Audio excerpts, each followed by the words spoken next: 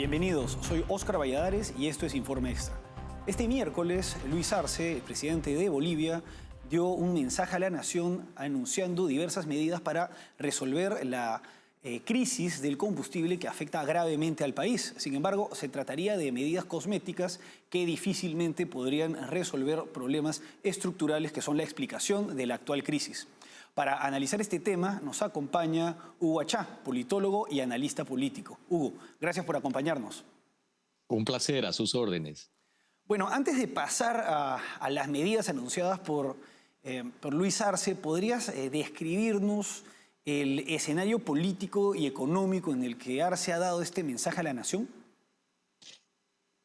Bueno, esto va a parecer, y lo es, una referencia histórica. La crisis actual es la fase terminal de un experimento social promovido por organizaciones tanto gubernamentales como no gubernamentales, fundamentalmente europeas, para hacer un proceso de reingeniería social que fue acompañado y promovido por el crimen transnacional organizado. El resultado, a partir de una constitución ilegítima, ilegal, nula de pleno derecho, que fue adoptada el año 2009, fue la desaparición de la República de Bolivia y su sustitución por el Estado plurinacional. Esta situación llevó a una organización dedicada íntegramente a una actividad ilícita, la Confederación de Cocaleros del Trópico de Cochabamba, y a su instrumento político, el partido denominado Movimiento al Socialismo, a convertirse en el poder desde el Estado, pero dedicado a la preservación de la estructura y el flujo económico de lo ilícito.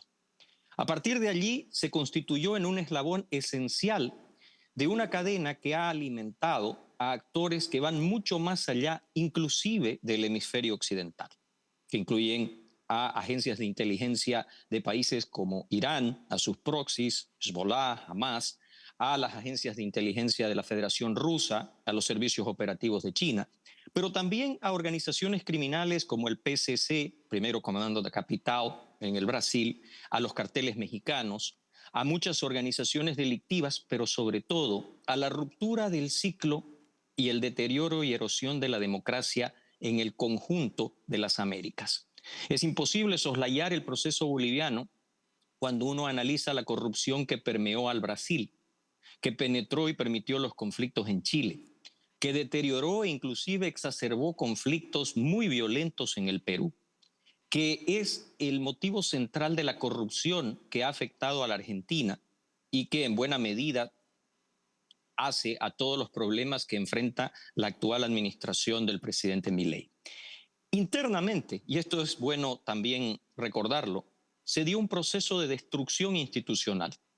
El Poder Judicial, el Ministerio Público se convirtieron en agentes de represión. El exilio, un procedimiento normal. La ejecución de opositores políticos, un método. La corrupción, una manera en la cual se socavó a todo el entramado social. Pero también se dejó de invertir en aspectos esenciales de lo que los gobiernos anteriores, denominados, vamos a usar las comillas, neoliberales, habían dejado al país. Una economía integrada a ciclos de la empresa internacional, un proceso que se denominó capitalización, que tuvo como principal ejecutor al presidente Sánchez de Lozada, una industria, sobre todo en el campo de la energía, el gas y el petróleo, que aparentaba tornar a Bolivia en un punto fundamental de la ecuación energética del Cono Sur.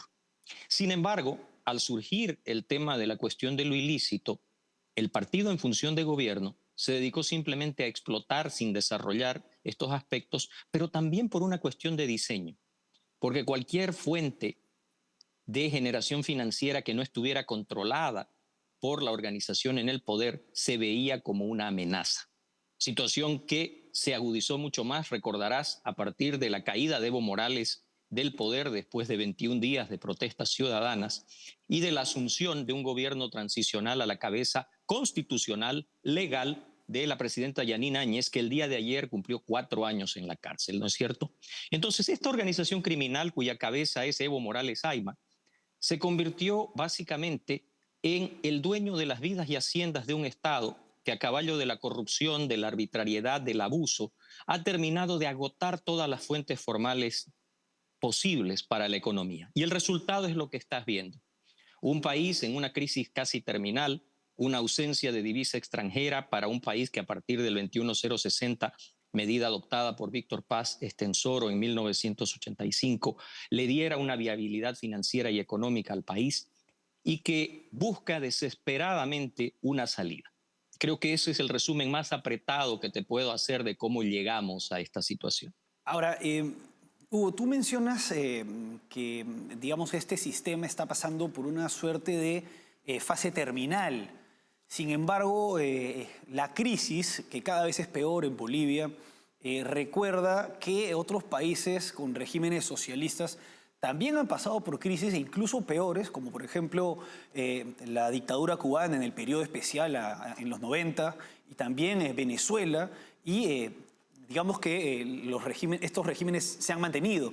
Entonces, en el caso de Bolivia, tú estás señalando que se trata de una fase terminal. ¿Esto implicaría acaso que es inminente el fin del gobierno del MAS, ya sea, bueno, con Luis Arce o Evo Morales, que recientemente ha salido del partido?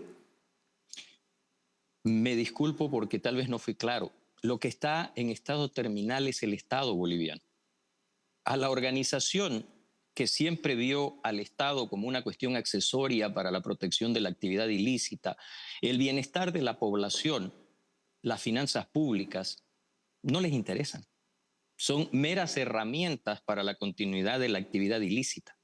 Lo que está en el estado terminal es la economía del ciudadano boliviano de bien, del que no se beneficia del ciclo coca-cocaína, del que ha visto una inflación galopante enmascarada en medidas arbitrarias, en la desdolarización disfrazada, en el saqueo de los recursos naturales, como una minúscula élite centrada en el movimiento cocalero se ha enriquecido hasta el punto de que mientras estamos hablando en este momento y mientras el país sufre una severa crisis de combustibles, un medio argentino destapa que en el Paraguay una empresa privada, aparentemente dirigida por el hijo del propio presidente Arce, realiza transacciones que a duras penas podrían calificarse como legales, pero que le generan pingües ganancias a él y a su entorno de poder.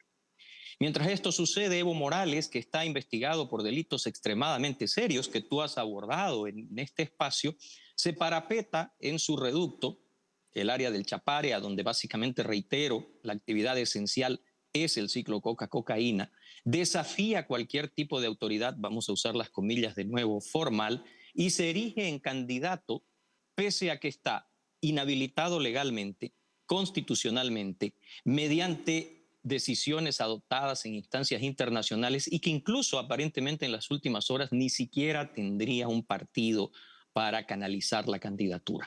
Sin embargo, reitero, en un país a donde el Estado era una mera herramienta, te recuerdo algo que tal vez tu audiencia desconoce.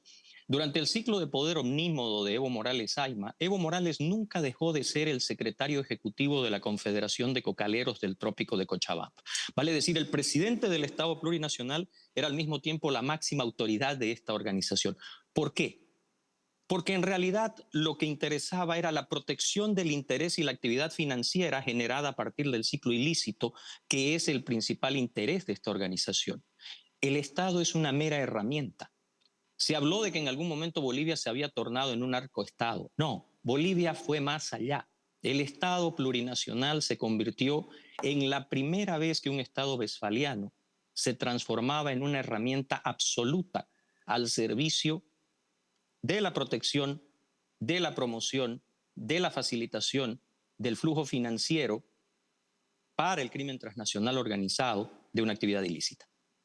Ahora, en este escenario de grave crisis y pues, digamos, esta fase terminal de la existencia del Estado boliviano, que era la República de Bolivia y se refunda, digamos, en el Estado plurinacional de Bolivia, esto implicaría que, digamos, tanto el oficialismo necesitaría refundarlo nuevamente para poder continuar en el poder y también la oposición refundar el Estado para poder reconducir al país en sus caminos. Pero bueno, al margen de esto, ¿cuáles son los principales anuncios de Luis Arce para tratar de revertir pues, esta crítica situación con respecto a los combustibles, que es parte de una crisis mayor?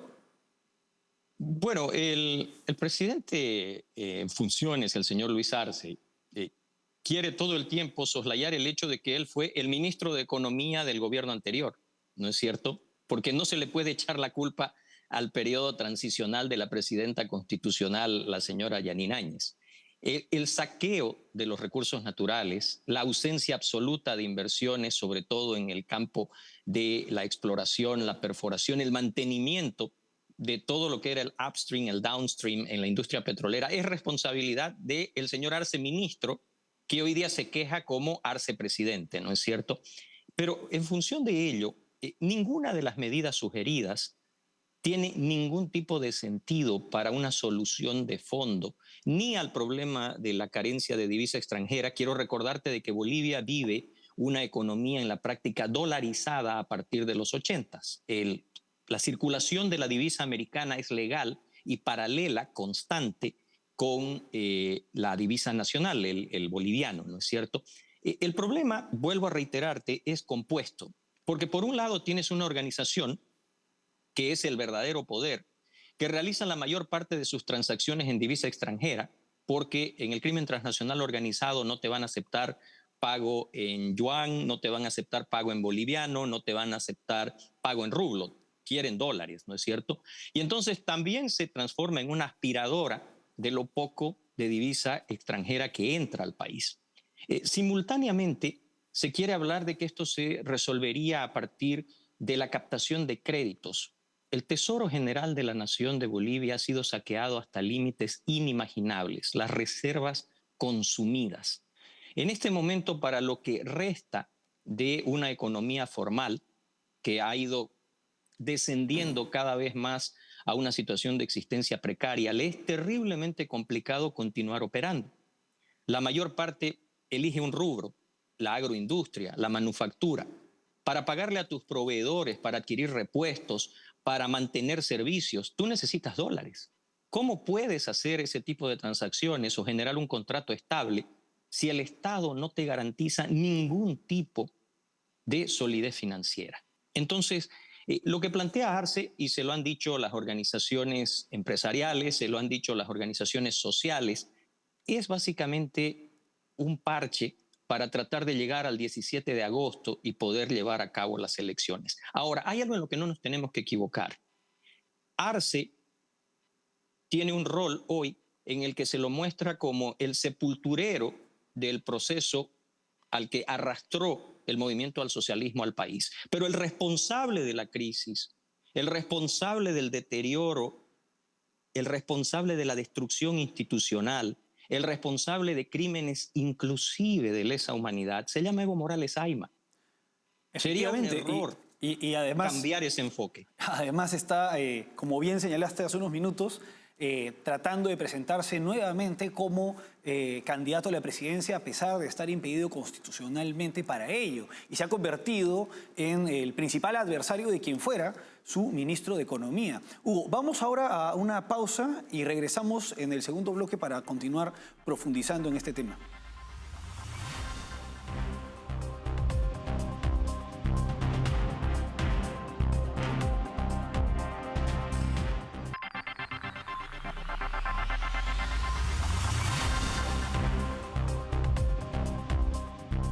Seguimos en Informe Extra, acompañados por Hugo Achá, politólogo y analista político, analizando la crisis en Bolivia, una crisis económica que se manifiesta principalmente en la ausencia de combustible en el país. Estábamos hablando en el bloque anterior de la responsabilidad de Evo Morales en toda esta crisis, ¿no? Porque, digamos, Evo Morales llega al poder en el 2006. Y se mantiene hasta el 2019, y quien actualmente es presidente es quien fuera su ministro de Economía, Luis Arce. Luego se han peleado, pero se trata de inicialmente del mismo partido, del MAS, del Movimiento al Socialismo, en un tiempo de casi 20 años en el poder, que explicaría problemas estructurales que no se resuelven con medidas cosméticas, que son las que ha anunciado Luis Arce en el mensaje a la Nación del pasado miércoles. Ahora, como bien señalabas en el bloque anterior, Luis Arce señala que el problema del país Él minimiza la situación económica, la crisis económica. Dice que lo que hay en realidad es una falta de liquidez, que faltan dólares, y culpa al Parlamento de no poder aprobar entrega de dólares pues, para el gobierno. ¿En qué tanto se sostiene esto con la realidad? La falta de créditos que son aprobados por el Congreso. No tiene un sustento real desde el punto de vista económico y financiero, ¿no es cierto? El pegarle al Congreso cuando se producen regímenes de esta naturaleza, no importa si están en estado embrionario o terminal, como está sucediendo en este momento, es curioso, eligen pegarle al Congreso. ¿No te parece interesante que es el mismo argumento que está usando el señor Petro en Colombia para decir que el Congreso es la dictadura y él es el pueblo? Sí. Desde un punto de vista de ejercicio de voluntad soberana, no debería haber esa discusión. El parlamentario, sea un diputado, sea un senador electo, tiene el mismo nivel de legitimidad que quien corrió para la máxima posición del Poder Ejecutivo. Sin embargo, estos son simplemente motivos expuestos para ganar tiempo. Arce necesita llegar al 17 de agosto. Arce necesita un candidato que pueda protegerlo de algo a donde él generó un conflicto en el marco no del Estado, no de la ideología, no de la actividad formal. Lo generó en el marco de lo ilícito. Se transformó en un operador financiero más eficiente para la colocación, triangulación y blanqueo de capitales para las organizaciones del crimen transnacional organizado fuera del país. Y dejó a Evo Morales en una situación compleja. Evo Morales realizó una maniobra que hay que reconocer le valió un retorno a una posición de fuerza porque se atrincheró en el lugar desde donde se genera el abastecimiento de la cadena del flujo de la actividad ilegal. Si olvidamos por un segundo de que la cocaína es un narcótico penado y sancionado en el mundo del derecho internacional, en el mundo del derecho penal de la mayoría de los países de Occidente, todos básicamente, nos vamos a dar cuenta de que este producto tiene un grado de generación de lucro incomparable. Como referencia, en términos generales, al precio inicial en la región de producción, que alcanza aproximadamente los $5.000 americanos, dependiendo del punto de mercado en el cual tú lo coloques, Nueva Zelanda, los Emiratos Árabes, puedes llegar a $360.000 por kilogramo. No existe un producto que tenga una capacidad de generación y multiplicación de lucro como tiene este producto. Y Arce, en esa confrontación, se granjeó la enemistad definitiva de Evo Morales. Evo Morales lucha no solo por su sobrevivencia política, porque quiero recordarte de que hay otro jugador terciando, que es un dirigente más joven de esa misma organización, que es senador del Estado Plurinacional, que lo ha presidido, me refiero al Senado, y que es Andrónico Rodríguez, quien Evo Morales ha tratado, forzándolo a una declaración escasas horas atrás, a decir que él no es candidato, no sería candidato, ni nunca aspiraría a una candidatura. Déjame decirte que en la dinámica de la organización cocalera, el pragmatismo es la manera de proceder. Si Evo Morales no es un candidato viable para la organización, si la actividad está amenazada, Evo Morales sabe de que no solamente habría un reemplazo político con respecto a Andrónico, podría haber inclusive una transición que podría procurar muy bien su desaparición como factor de poder.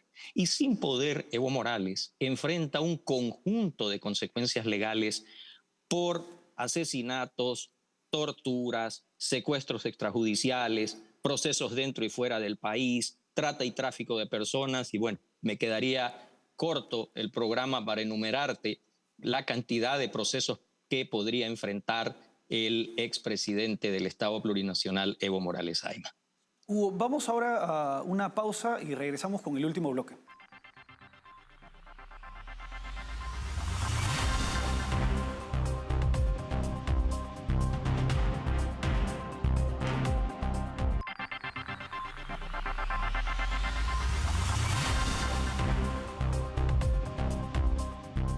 Seguimos en Informe Extra analizando la situación política de Bolivia, acompañados por Hugo Achá. politólogo y analista político. Hemos estado analizando la crisis económica, que se trata de una crisis estructural y que tiene como principal responsable a el expresidente Evo Morales. Ahora, él está anunciando desde hace un tiempo que va a ser candidato, pero hay una controversia porque estaría impedido constitucionalmente de serlo. Sin embargo, todo apunta a que podría candidatear. Hugo, ¿qué piensas de esto? ¿Es posible ver a Evo Morales nuevamente como candidato? Vuelvo a reiterarte algo con lo que cerramos el anterior bloque. Evo Morales precisa desesperadamente del ejercicio del poder. A todo lo que te narré antes, que tiene que ver con la organización per se, le ha acompañado un hecho que preocupa y mucho al propio Evo Morales y a la dirigencia de su organización. El 20 de enero del año 2025, el presidente de los Estados Unidos, el señor Donald J. Trump, emite una orden ejecutiva que se ha transformado en ley.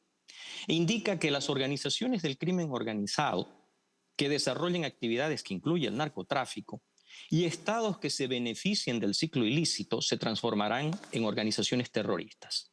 El 20 de febrero de este año, el secretario de Estado norteamericano, el señor Marco Rubio, indicó que 4 carteles mexicanos, entre ellos el cartel Jalisco Nueva Generación, el cartel de Sinaloa, pero también la Mara Salvatrucha, MS-13, y el Tren de Aragua, eran las primeras organizaciones que se incluían en esta definición.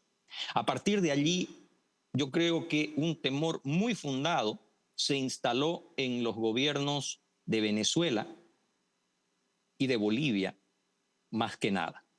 Porque algunas de estas organizaciones son los socios operativos logísticos o el músculo para las acciones violentas de estas mismas organizaciones. Entonces, te reitero, para Evo Morales es una ecuación de suma cero. O regresa al poder o puede enfrentar situaciones que él ya lo ha dicho muchas veces, ¿no? Dijo que Arce, él se refiere a Arce como Lucho, se lo quiere entregar a los Estados Unidos, o de que está una conspiración con la derecha para procesarlo, o inclusive a los procesos de trata y tráfico de que son meras maniobras políticas. Esto es un hecho incontrastable. La organización que ha sido la dueña de vidas y haciendas en el país llega a una encrucijada. Puede apostar a un nuevo candidato, puede viabilizar una transición e intentar enjuagarse, pero necesita de una forma u otra llevar a cabo una transición que la separe de lo que fue el proceso hasta hoy. Si llegarán al 17 de agosto, no lo sé, en el marco de la seriedad de la crisis, de la carencia de combustibles, de la ausencia de divisa extranjera, de los bolivianos que cada vez se preocupan más y más, ya no solamente por si habrá combustible, sino si habrá alimento. Escucha bien lo que te estoy diciendo. Creo que pueden darse situaciones que no se veían en Bolivia desde 1982, 1984. Ha sido un gusto tenerte con nosotros. Un placer, a sus órdenes. Bueno, hasta aquí Informe Extra. Gracias por acompañarnos.